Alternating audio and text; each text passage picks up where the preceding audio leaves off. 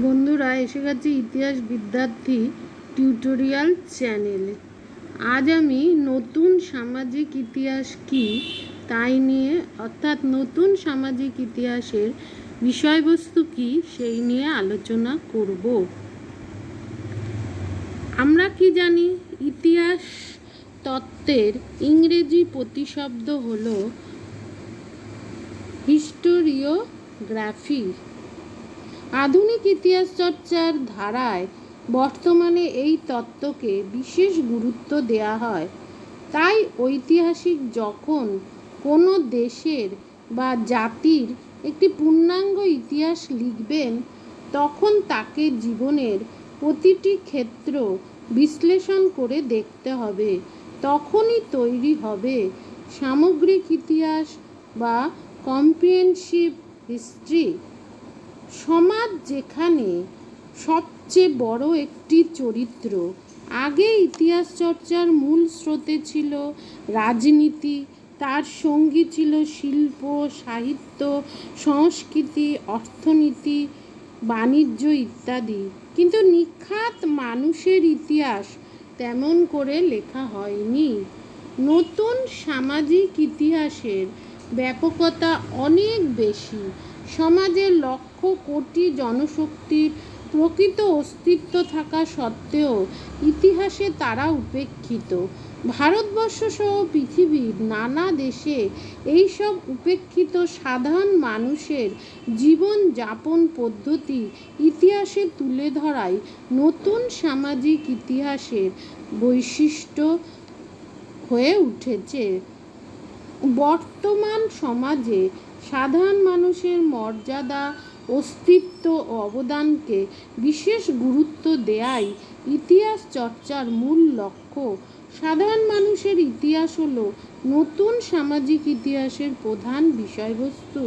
তাই ইতিহাস শুধু ইতিহাসের মধ্যে আবদ্ধ রাখলে চলবে না। প্রয়োজনে ইতিহাসকে ভূগোল, সমাজবিদ্যা, পরিবেশবিদ্যা ইত্যাদি বিষয়ের মধ্যে ঢোকার দরজা খোলা রাখতে হবে। এতদিন বৃহত্তর জনসমাজের সেবা, শ্রম ও সংগ্রামের প্রকৃত ইতিহাসকে গোপন করা হয়েছিল। সেই সত্যটি তুলে ধরাই এখন লক্ষ্য। ইতিহাসের এহেন চর্চা রবীন্দ্রনাথের দৃষ্টিও এড়ায়নি। তার মতে ইতিহাসে নামহীন ও পরিচয়হীন মানুষের সমবেত একটা বিরাট সামাজিক শক্তি রয়েছে। সেই সব মানুষের কথা নতুন সামাজিক ইতিহাসে তুলে ধরার জন্য মিশেল ফুকো প্রথম উদ্যোগী হন। এর উদ্দেশ্য হলো সাধারণ মানুষের ইতিহাস চর্চা করা। ফুকো তার ম্যাডনেস অ্যান্ড সিভিলাইজেশন গ্রন্থে দেখিয়েছেন, এই সাধারণ মানুষ হলো তারাই যাদের সমাজে অস্তিত্ব রয়েছে কিন্তু ইতিহাসে স্থান নেই। এই কারণে আজ বৃহত্তম সমাজের অংশরূপে দুর্বৃত্ত, ডাকাত, সমাজবিরোধী পাগলদের নিয়ে পৃথকভাবে চর্চা চলছে। তাই ব্যাপকতা ও নতুনত্ব এই ইতিহাসের বড় বৈশিষ্ট্য। এই ইতিহাস চর্চার জন্য প্রচলিত হিস্ট্রি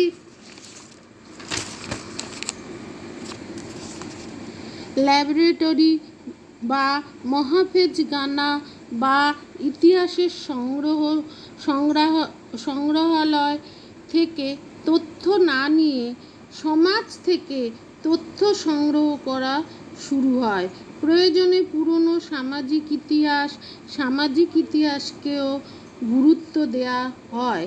তাই ছকে বাঁধা ইতিহাস চর্চার বাইরে বেরিয়ে এসে এই নতুন সামাজিক ইতিহাস চর্চা শুরু হয় 1960-এর দশকে।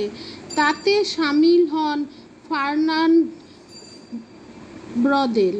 তিনিও প্রচলিত ইতিহাস চর্চা থেকে বেরিয়ে সমাজের ভেতর থেকে উপাদান সংগ্রহ করে সঠিকভাবে নতুন সামাজিক ইতিহাস চর্চার জন্য ফ্রান্সে অ্যানাল স্কুল গঠন করেন। তাই 1970-এর দশককে নতুন সামাজিক ইতিহাসের স্বর্ণযুগ বলে। 1980-র দশকে ডক্টর রণজিৎ গুহ, ডক্টর পার্থ চ্যাটার্জি প্রমুখ ভারতে যে নিচুতলার মানুষকে নিয়ে ইতিহাস চর্চা শুরু করেন, তাতেও নতুন সামাজিক ইতিহাস চর্চার বৈশিষ্ট্য বিদ্যমান। নতুন সমাজ এখন ইতিহাসের বড় উৎসস্থল, তাই একে আধুনিক ইতিহাসের জননী বলা যেতে পারে। 1960 থেকে 70-এর দশকে মার্কিন যুক্তরাষ্ট্রে এবং এরই কিছু আগে ও পরে ফ্রান্স ও গ্রেট ব্রিটেন ইতিহাস চর্চার ক্ষেত্রে একটা বদল নিয়ে আসে। প্রথাগত ইতিহাস চর্চার প্রধানত রাজনৈতিক এবং অর্থনৈতিক ইতিহাসের উপর ঝোঁক ছিল। প্রথাগত ইতিহাস চর্চার থেকে আলাদা করার জন্য নতুন ধরনের ইতিহাস চর্চাকে নতুন সামাজিক ইতিহাস বলা হয়। নতুন সামাজিক ইতিহাসের মূল আগ্রহ হলো অতীতের সামাজিক, সাংস্কৃতিক ও রাজনৈতিক কাঠামোর বিশ্লেষণে এবং এই কাঠামোগুলির পরিবর্তনের প্রক্রিয়াটি ব্যাখ্যা করা। নতুন সামাজিক ইতিহাস পদ্ধতিগত দিক থেকেও কিছুটা স্বতন্ত্র। প্রথাগত ইতিহাস চর্চার প্রত্নতাত্ত্বিক উপাদানের বাইরে সরকারি নথিপত্রকেই সবচেয়ে নির্ভরযোগ্য উপাদান বলে মনে করা হতো। নতুন সামাজিক ইতিহাসে উপাদানের বৈচিত্র্য বহুগুণ বৃদ্ধি পেয়েছে। সাধারণ মানুষের ব্যক্তিগত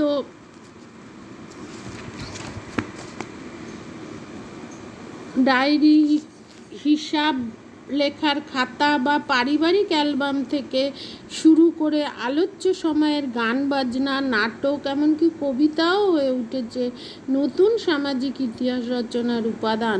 ভারতের ইতিহাস চর্চার ক্ষেত্রে আধুনিকতম অধ্যায় হলো নিম্নবর্গের ইতিহাস। এই প্রকার ইতিহাস চর্চায় ঐতিহাসিকগণ কৃষক, শ্রমিক, শহুরে জনতা, আদিবাসী মানুষ ও মহিলাদেরও তার ইতিহাস চর্চার অন্তর্ভুক্ত করেছেন।